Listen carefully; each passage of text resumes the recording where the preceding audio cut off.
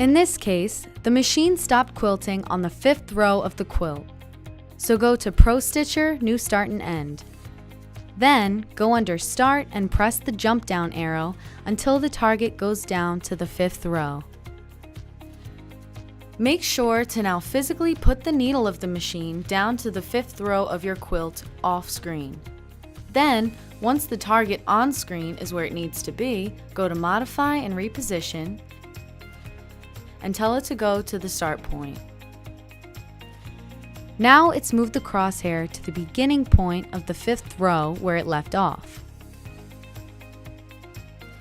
Manually advance the quilt so that the 6th row can now start quilting. Once that's been done manually, click on the zoom tool and zoom in on the bottom of the 5th row that's just been advanced, and put the crosshair, which is also the needle of your machine, at the bottom of that pan toe.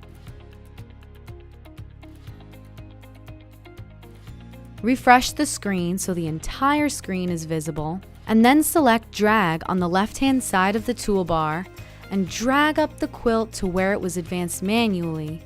Drop it in place by pressing the drag button again, and now the machine is ready to quilt the 6th row.